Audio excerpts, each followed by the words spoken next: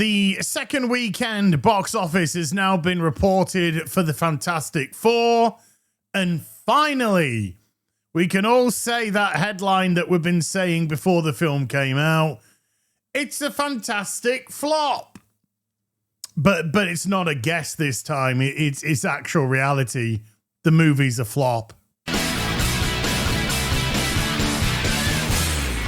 Hi everyone, it's Az here from HeelvsBabyface. I've spent a lot of time breaking down the box office for the latest Superman movie. Now comes the time to break down the box office for the Fantastic Four movie. But before we do that, let's break down the box office again for the Superman movie. Because guess what?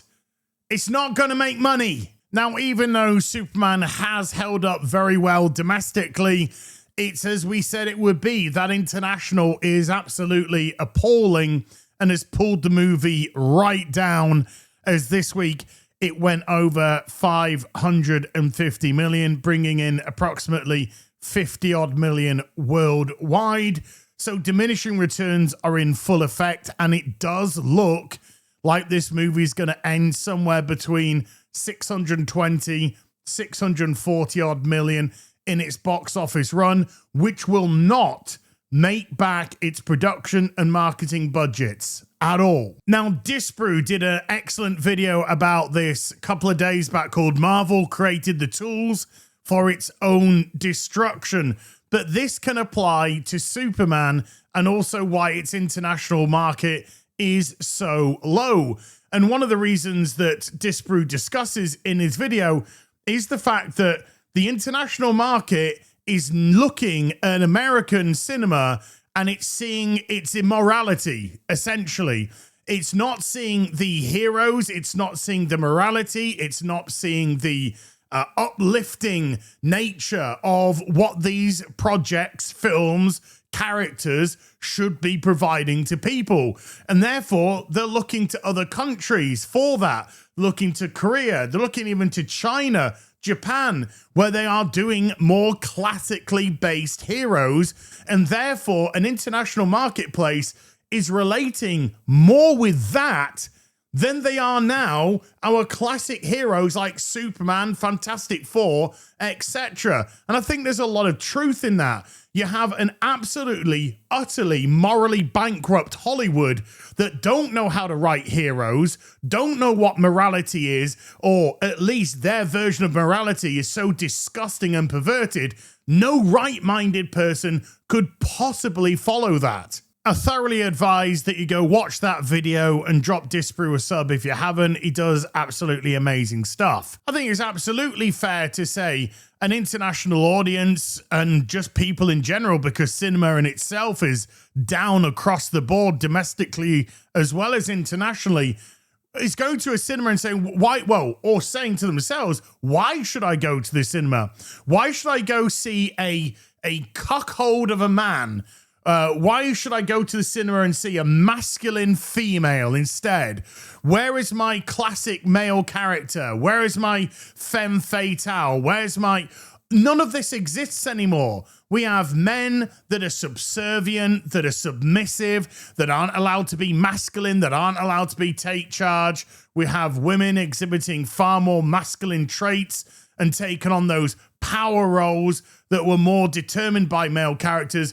When your audience for things like this are vastly and predominantly male, it's no wonder why audiences are dropping off in their droves for multiple different reasons. So let's now jump to the numbers for the Fantastic Four. And after the second weekend, we see that it's only brought in $367.5 million. Some people might be saying to themselves, only? That seems like a lot of money. Just you wait till you see what the drop-off is. And of course, once the drop-off happens and the diminishing returns start to kick in, this is now going to struggle to hit 500, 520. It's actually going to be a struggle for this film to do so. And it's no surprise as to why this has happened. I gave this a 6.5 out of 10. I said it was a look in the right direction, but there was still a lot of problems there. It seemed like they wanted to do the right thing, but they themselves were holding themselves back in terms of what they're allowed to do with the movie. The female Silver Surfer, I thought, did the film zero favors whatsoever. Pedro Pascal was just flat as a pancake. His Reed Richards wasn't allowed to particularly use his powers at all. And the star of the show, as I've already mentioned, I thought was Johnny Storm, because it was the only character that appeared to have an arc throughout the whole of the movie. And if another character was going to fill that role, probably bloody Herbie. And that was a CGI robot. But this is what has sealed the fate of this movie. The Friday to Friday drop-off was 80%. Now, of course, the first Friday, does incorporate the Thursday numbers. So it does incorporate this 24.4 million, but still, that is an absolutely colossal drop-off rate. We then see that the Saturday has dropped off 54% and the Sunday dropped off 57% for an overall drop-off of 67%.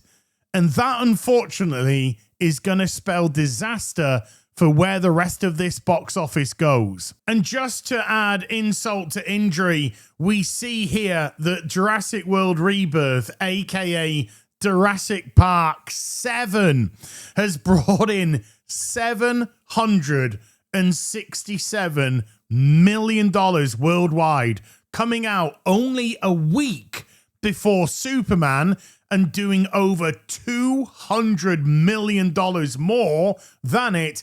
And of course, coming out 3 weeks before the Fantastic Four. And the Fantastic Four won't see anything close to this number whatsoever. As I've already said, I think it's going to be lucky to hit $500 to $520 million now, which makes it another flop for Marvel, a third flop this year, aka losing money in its box office run, just like Superman is going to lose money in its box office run. And it seems to me that Marvel is just dead.